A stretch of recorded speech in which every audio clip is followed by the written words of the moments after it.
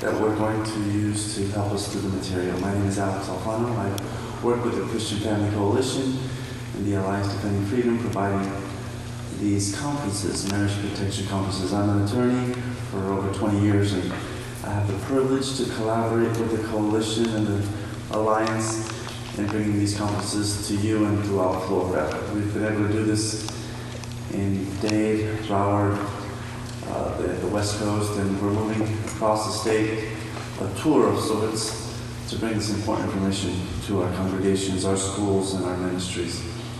I'd like to bring your attention to, I'm not sure if you have this in your packets. Do you all have this? Great.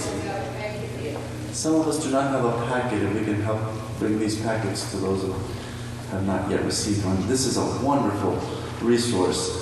Protecting Your Ministry. This is published, a legal guide for churches, Christian schools, and Christian ministries, published by the Alliance Defending Freedom. And we're going to be working through this package.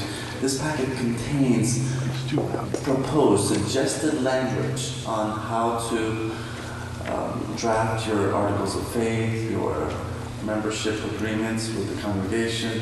It has wonderful checklists, and basically there's going to be checklists for churches, Christian schools, and Christian ministries. And the checklists are found on page 2. Why don't we go through this together, shall we? Let's start on the insert of the cover page, where we have an EEOC, a federal commissioner for the Equal Employment Opportunity Commission, stating that there can be a conflict between religious liberty and sexual liberty, but this Mr. Feldblum tells us, in almost all cases, sexual liberty should win. And that is an example of how two trains on the same track, speeding towards each other, and we're looking at an eventual crash. And what are those two trains? Well, one of them is our religious liberty, our liberty of conscience, and the other train is the train of the supposed sexual liberty. I guess this is the new phrase now, sexual liberty. Please raise your hands if anyone does not have this brochure, this workbook, this legal guide, so we can make these available to you. And on the opposite page we see, as Mr. Verdugo said, for such a time as this, a time is coming when government will demand that churches accept and promote an understanding of sexuality and gender that directly opposes God's Word. Dr. Jim Garlow, a lead pastor in La Mesa, California, for Skyline Church.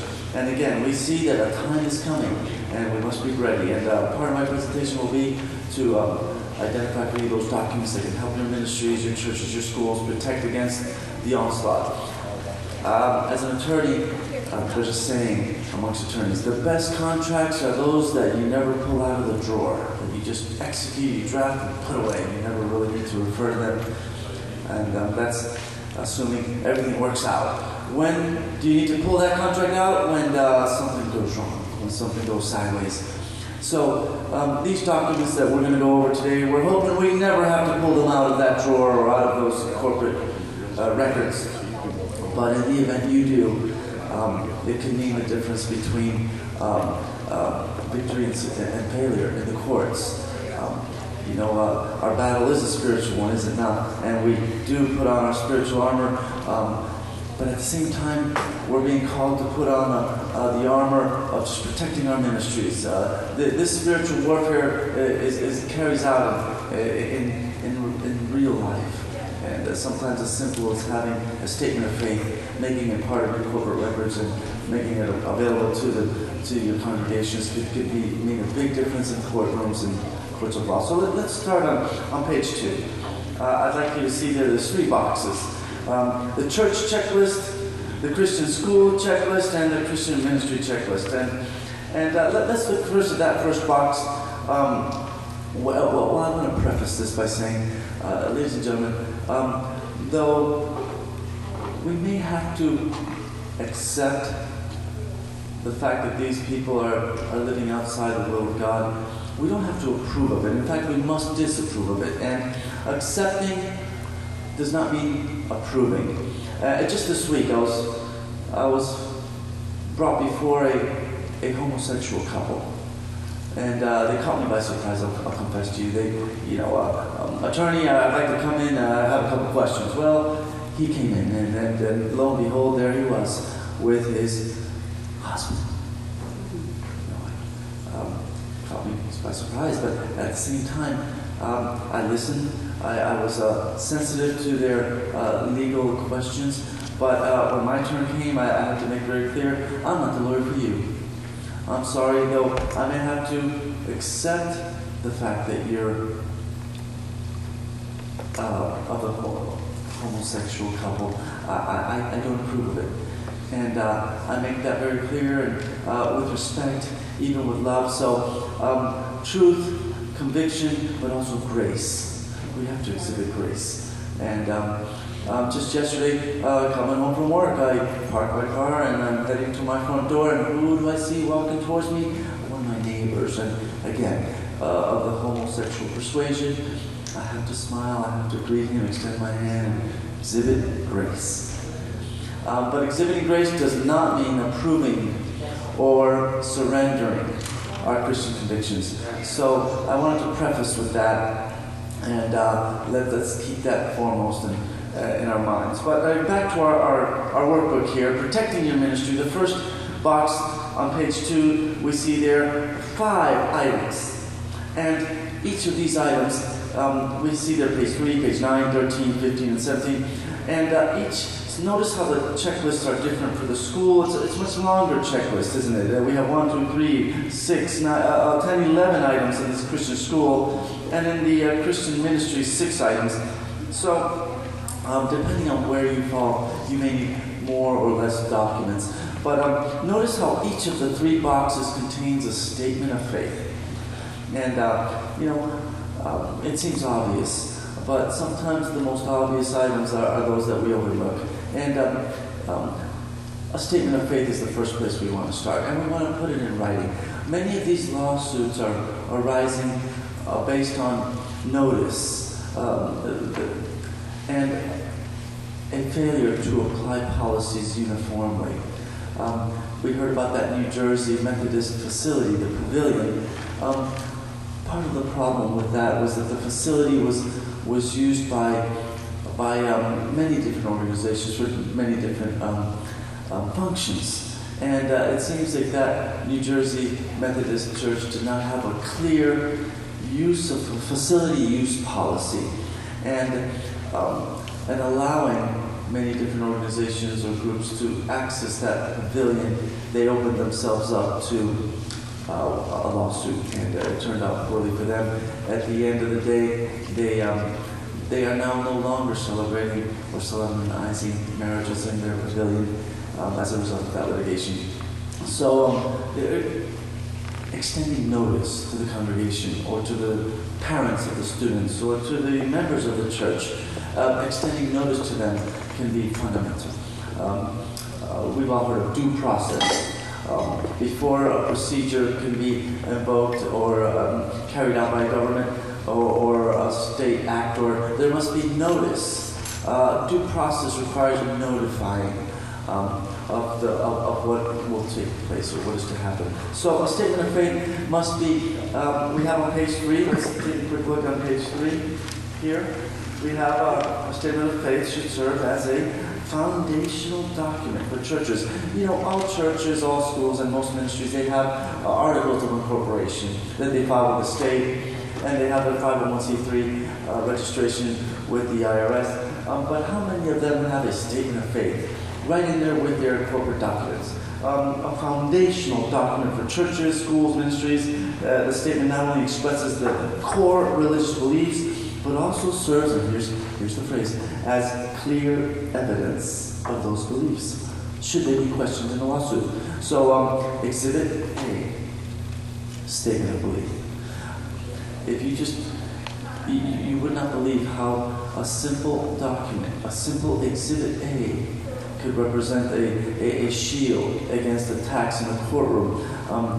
Yes, it's a spiritual warfare, but we're still bound by the laws of our government and the rules of court. And having a simple Exhibit A, statement of faith, can go a long way towards protecting your ministries, your churches. And there's a sample statement of faith on page 6. If you want to turn to page 6. Our booklet provides 2 sample statements. The first, Catholic, and the second, Protestant. And, of course, you can adjust these and amend them as would suit the needs of your ministry. And let me also point out that this brochure, this workbook, is available online, so you can cut and paste if it's easier for you. And just on the Alliance Defending Freedom website, there's a tab which will take you to this document, and you can click and have these sample statements available to you for incorporation into your corporate documents. So, there's page 6, our sample statement. Let's turn towards page 8. You see the 3 shields at the top. The orange shield for churches, the green for Christian schools, and the red for Christian ministries. That will tell us that each of the 3 would apply to the statement on sanctity of life. I'd be willing to say that most ministries overlook this, and it's something as simple again as having a simple Exhibit B, Your Honor.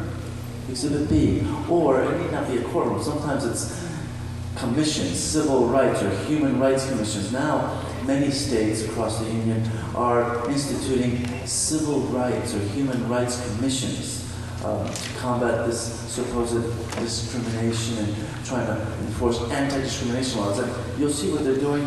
It's a campaign of confusion, like Mr. Verdugo mentioned. They try and equate apples with oranges. Apples being the civil rights movement, and oranges being so-called sexual liberty. And truly, it's apples and oranges. One, and I won't speak to the philosophy or the underpinnings of this, but as simply saying that race is immutable. You're born that way. There's no doubt about it. Whereas sexual liberty is completely founded on choice, behavior, its conduct, its moral. So it's completely a campaign of confusion to compare the two. And frankly, I've even heard that it's offensive to the civil rights movement to equate the two. It takes from, it's completely unfair to do that. And I'd like to bring to your attention that indeed there's many civil rights, so-called civil rights commissions being established across the United States to try to attack ministries, churches, so-called religious liberties, their freedom of conscience. So we have on page 8, we have a statement on the sanctity of human life, whether it be before a court, before a commission, so-called Commission on Human Rights, or in meeting with persons who wish to attack our ministries, the so-called radical elements of our society. We would pull Exhibit B. Here's our statement on the sanctity of human life. We provided notice to you in writing. It's a well-known fact that we stand for the sanctity of human life. And as with the statement of faith, they provide a sample in this, and you see it there on page 8 in the middle. Sample statement on the sanctity of human life. Here we don't have a distinction, Catholic, Protestant. It simply sets forth, we believe that all human life is sacred and created by God in His image. Human life is of inestimable worth in all its dimensions, including pre-born babies, the aged, the physically or mentally challenged, etc. There you have it, incorporated. In fact, you may want to have it as constituted a separate document. Like I said, Exhibit B. If there's any questions, let it be clear. Let it form part of your corporate documents. And hopefully we'll never have to pull it out of that drawer or cabinet. But in the event it becomes an issue, you have evidence that can be made part of the record. And as much as we wage a spiritual warfare, we want to be ready for the warfare that might come in the form of a lawsuit or a challenge to our ministries. So there's page 8 with our sample statement on the sanctity of human life. And if we turn the page, we're looking at page 9 and 10. And there on page 10 we see the Houston pastors the heroes in Houston, the 5 who stood up to the subpoena from the mayor's office in Houston, and how the Lord was glorified by their steadfastness. And on page 9, we have religious employment criteria. And again, very important that we have a statement. Many times what they're doing is that they're invoking the public accommodation notion that if you're accommodating the public, you are bound by 14th Amendment equal protection, that you can't discriminate. So they're trying to bring the churches, our ministries, and our schools into the arena of public accommodations. And so how can we avoid being lumped in with what is considered public hotels, restaurants, etc.? Our churches, our ministries, and our schools should not be incorporated or lumped into or forced into this notion that we are public accommodations and therefore we are bound by anti-discrimination or so-called anti-discrimination and equal protection, due process, 14th Amendment. And how do we do this? Again, by having clear religious job descriptions, religious employment criteria spelled out, what is expected of the employees, what will not be tolerated. And remember again, provide notice to the employee. It's a good idea to have the employee sign the document and dated, and that the employee retain a copy for his records, and that this be made part of the file, the employee's file. And this provides notice to the employee that he's on notice of what is expected. And again, very important, uniform application of the policy. If there is a lack of uniform application, that can present a basis for challenging the employment criteria of the ministry. For example, if there is tolerance for adultery, that may present a problem when you stand fast against homosexual behavior. So there must be a uniform application of these policies and these statements regarding employment criteria. We have that on page 9, and again, we're looking on page 11, and there's a summary. Let's look at the lower right-hand corner on page 11, 2.0 summary, and there we have a 5-point bullet list.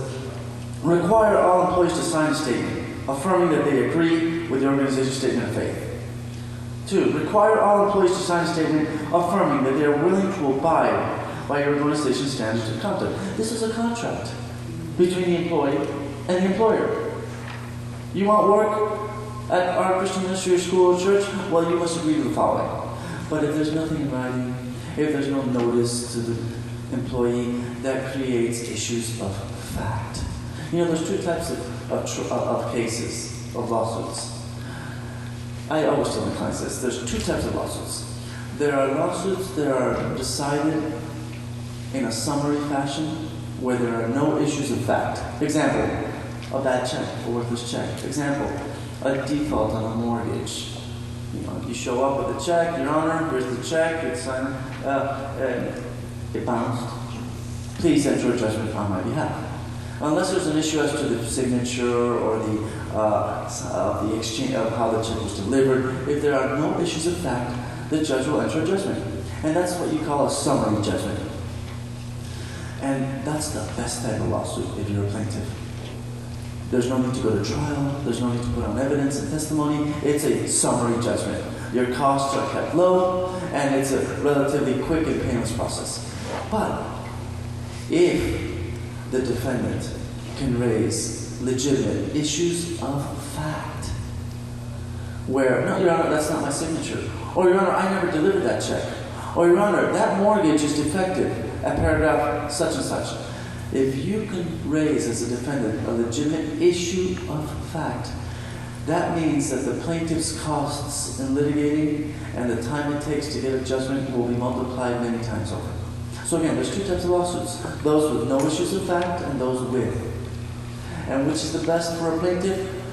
A case with no issues of fact, where everything can be decided on the law. So if there is no statement for the employees to sign, affirming that they agree with the organization's statement of faith, that they agree with the organization's standards of conduct.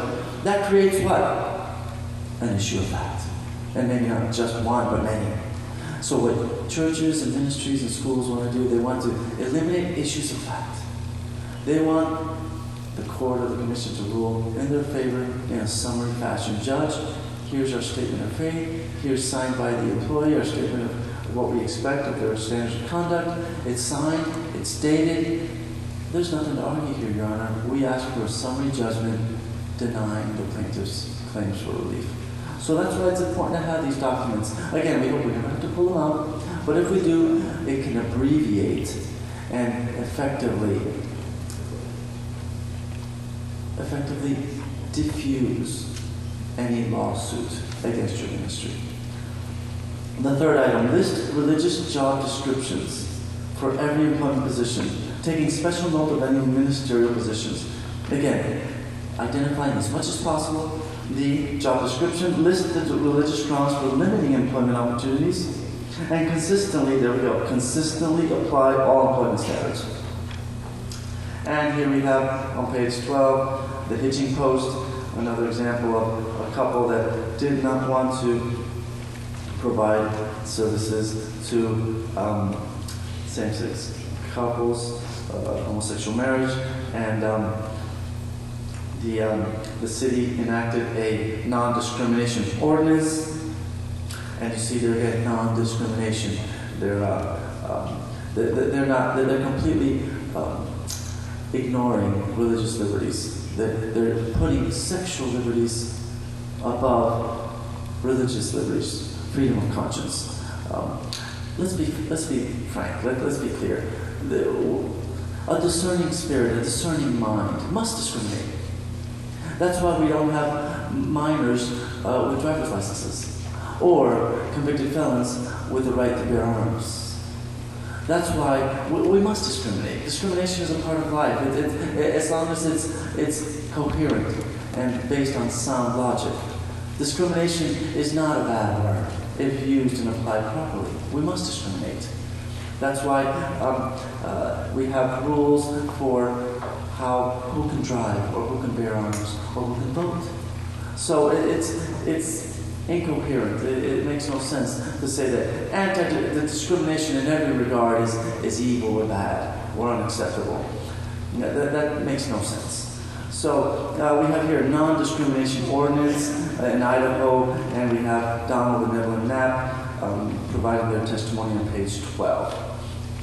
Their case is still pending, but it makes clear how the government is invested with protecting our personal religious freedom. And we must stand up to the intense public scrutiny and criticism that is coming against our churches and our ministries. And the NAPS is an example of how you can respectfully decline, because of religious beliefs and ministerial vows, to participate in issuing or participating in same-sex marriages. I'm turning to page 13. Important facility use policy. I'm reminded of this lovely facility we have here. Wonderful place. And I stayed here at the Travelers Lodge, and it's a wonderful place even just to get away, spend a weekend or a couple of days disconnecting. And I can imagine that the pastor makes it available to certain ministries and groups that wish to spend time here, or just disconnect, or have their meetings here. And but of course, there must be a limit to who and what can take place here. And that is completely legitimate, and a facility use policy is fundamental. We saw the example in New Jersey where the Methodists in the pavilion, they did not have a clear facility use policy, and they didn't apply their policies uniformly, and it presented problems for them. So I would encourage, look at the bottom, page 13, 3.0, create a facility use policy. And there's an example at Appendix B.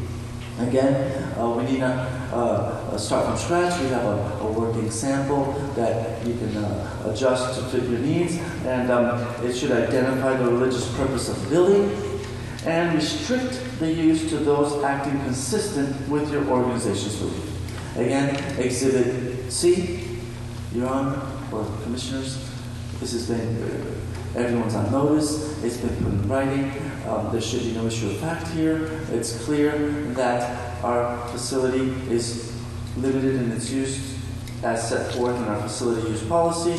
We make this available to everyone.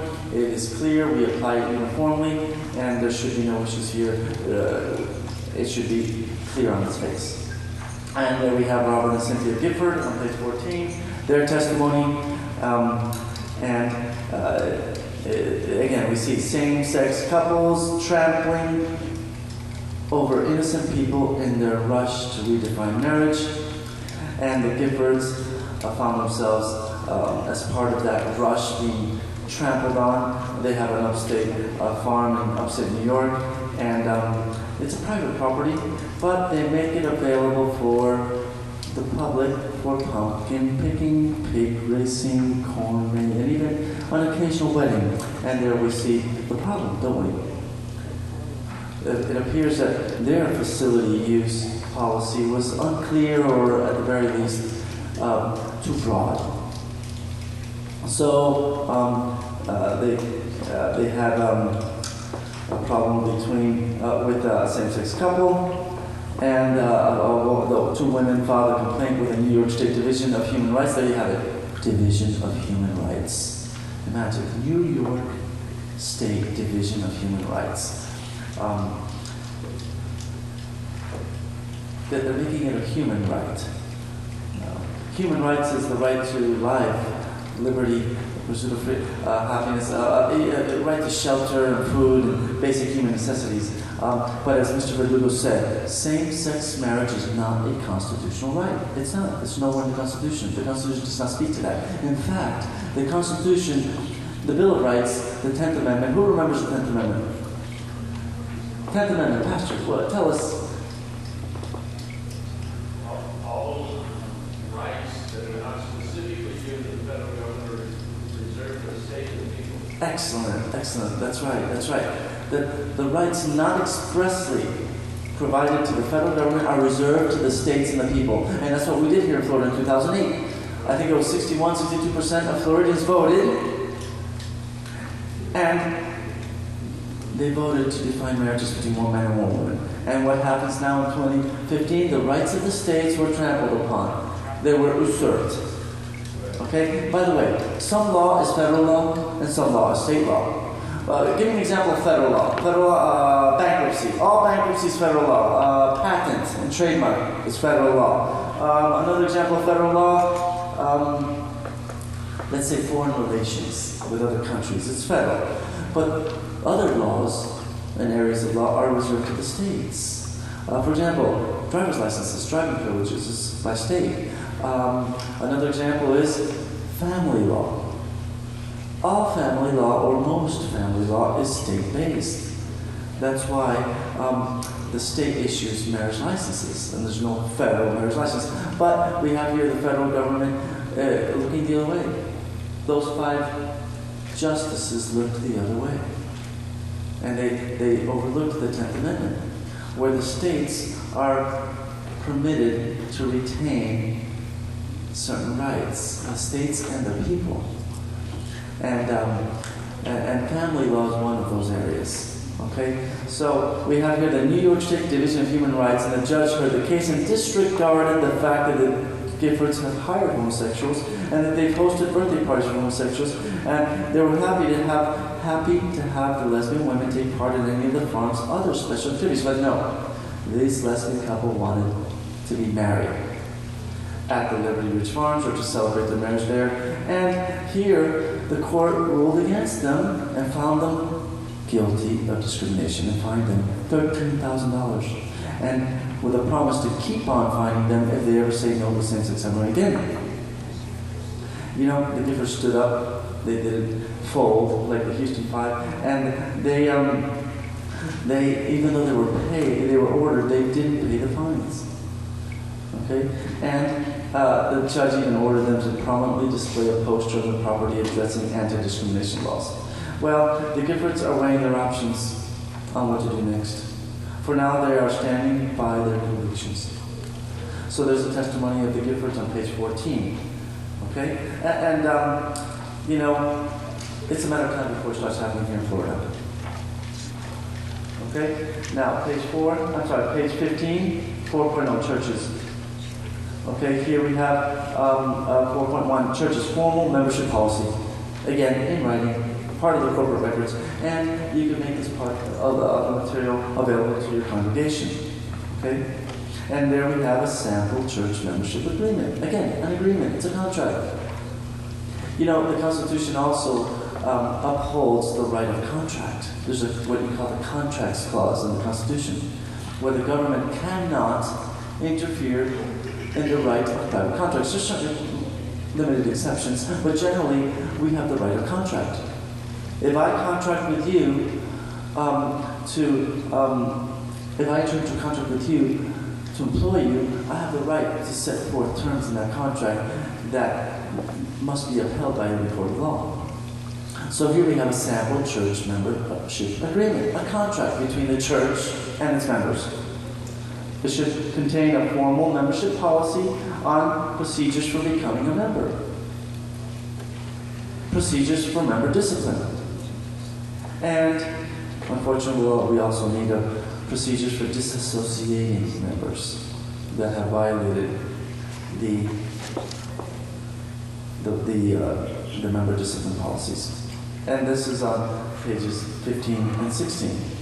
And on page 17 we have a marriage policy.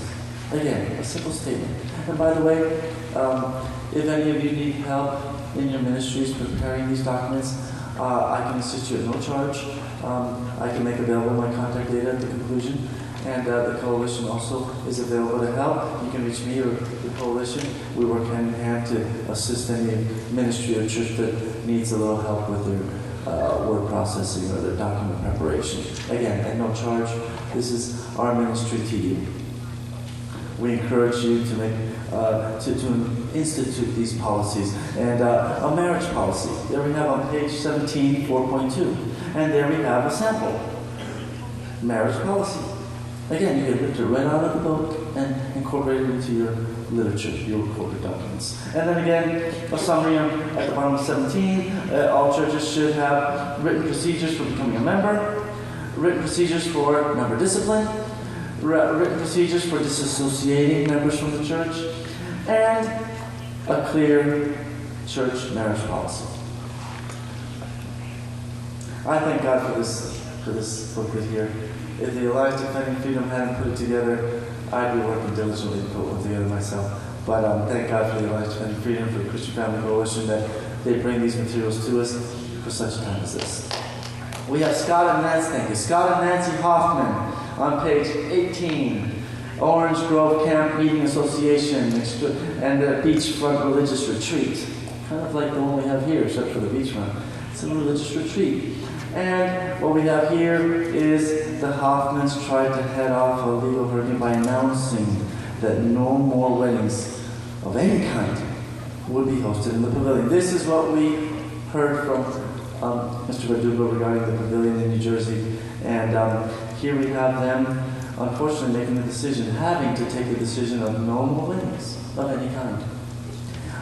You know, between you and me, it's very likely that they misstepped in their application of the facility use policies, or they weren't clear in the application of the same.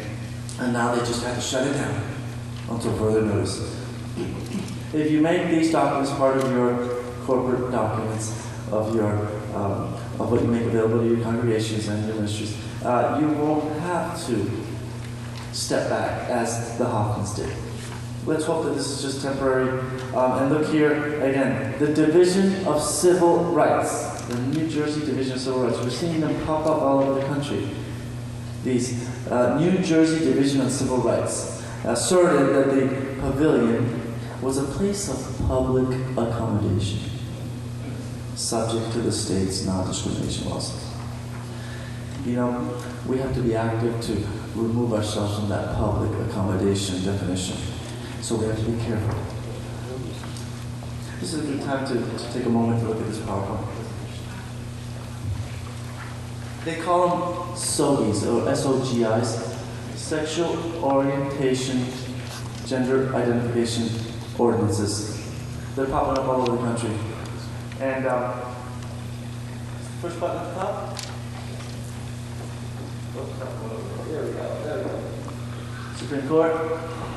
And there we have it. Sexual orientation, gender identity laws. And you just need to get online to see how this is becoming gender fluid, gender non-conforming, gender questioning, gender variant, gender queer, and on and on and on.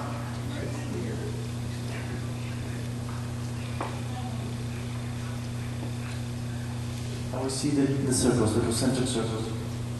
The churches being in the center, Christian ministries, Christian business, and then the culture at large. The types of non-discrimination laws, they're coming at us through employment, through housing, and through public accommodation.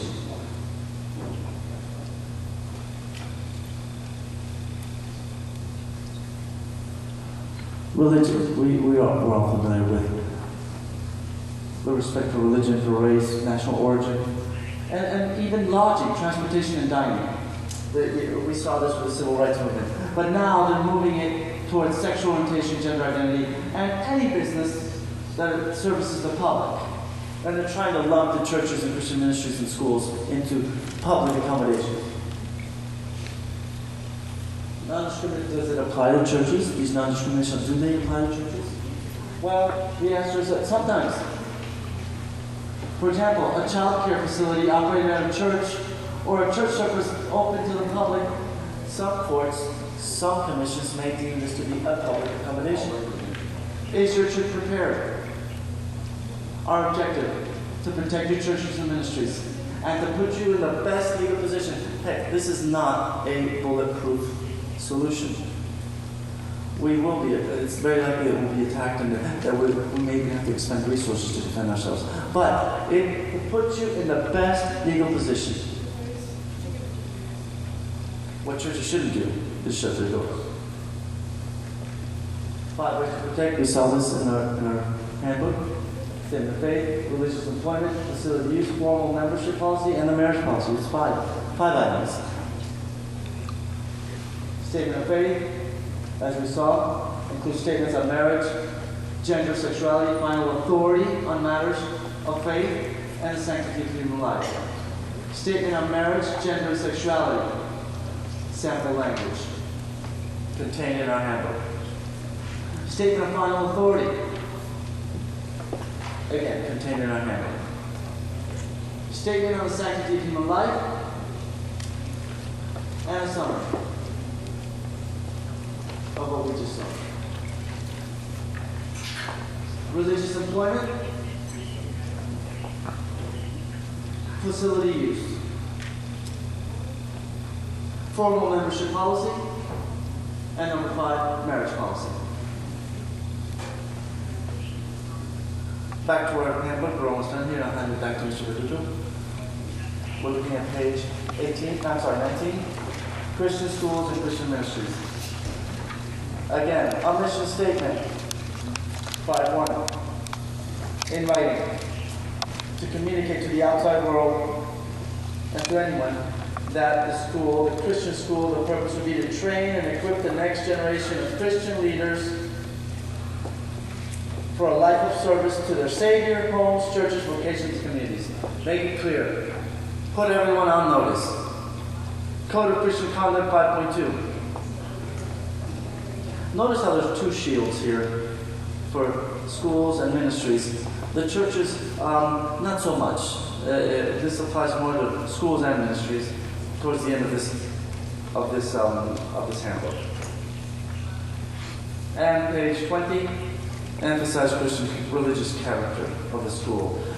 Make mention that prayer, Bible studies, worship is the religious focus of the school or ministry. And you'll want to do this also in any brochures, logos, websites, etc. So we have a summary on page 20. Create a distinctly religious mission statement. Put everyone on notice. Create a code of Christian conduct. And emphasize your organization's religious character. Failure to do any of this, as we saw in the pavilion with pumpkin picking and general events for the general public, it can open doors to attack. We want to, not that we don't want our doors open to the public, but when they walk through our doors, we want them to know that this is a distinctly religious organization, a distinctly Christian organization, where Christian conduct and code of conduct is expected. We're looking at page 21, Don and Phyllis Young. Another testimony of a couple that had to, they had a bed and breakfast. And a lesbian couple,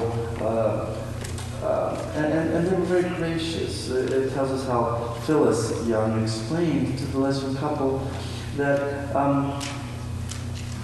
that they wouldn't be able to accommodate lesbian couples, and as she did it as a courteous and compassionate way as possible, but it didn't matter to the couple or to the Hawaii Civil Rights Commission. Again, it's Hawaii Civil Rights Commission.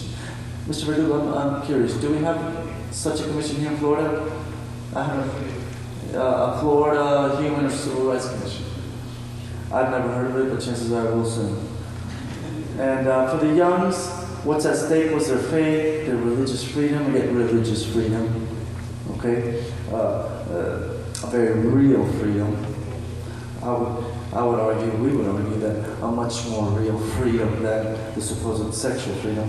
And they, with the help of the Alliance Defending Freedom, they appealed the decision. Unfortunately, the judge who heard their case is sided with same-sex couple and trumping their constitutional freedom of religion. So this case has been working through the courts, and you know, even when their own daughter wanted to come to the bed and breakfast with her boyfriend, the couple said, no, you all can come, but you stay in separate bedrooms. Or you stay somewhere else. To their own daughter. But when a same-sex lesbian couple comes, some judge in Hawaii finds that, no, you can't do this, it is a public accommodation, and there we have it. The testimony of Don and Phyllis Young. And looking at page 22, Christian schools. We have one shield there, the main one for schools. Admissions procedures. There should be an information packet making clear that it's a religious school. The application should contain, and look where it says biological father and biological mother. Okay?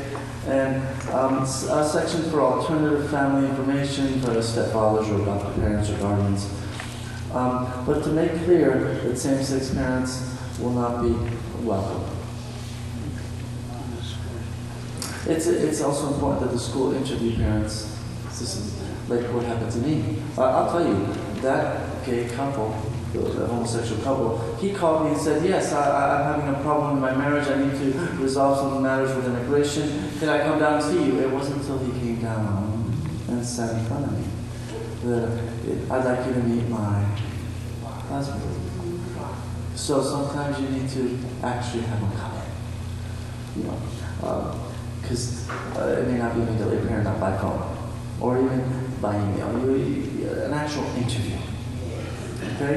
And then issue a notice of the admission or the denial, setting forth the reasons for the same. And page 23, religious instruction, a good curriculum setting forth that there will be teaching of ethical and moral principles, and there will be religious instruction. Okay, Christian schools should consider requiring teachers as a condition to their employment. Remember, the right of contract. I'll hire you, but you must agree to the following. As a condition of their employment contract, to incorporate biblical teaching into their curriculum. Okay, remember, we have a freedom of contract. Don't let these anti-discrimination commissions steal that from you or persuade you otherwise. We have a right of freedom of conscience and freedom of religion, notwithstanding what they're trying to tell us. And teacher, student, parent handbooks, great idea. And again, a section on disciplinary and dismissal procedures.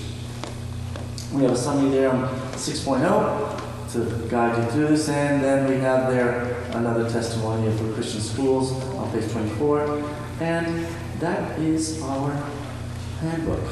Again, many thanks to the Alliance and the Family Coalition for making this available to us. And I thank you for the opportunity to be here today, and I'll leave you with this one final thought, two final thoughts. Number one, the Coalition and myself are available to help you at no cost. If you should need help with preparing documents, or if you have general questions, I'll make my card available to each of you as well as we go.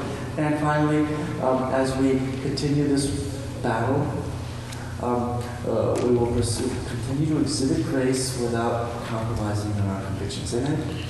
Thank you for having me here today.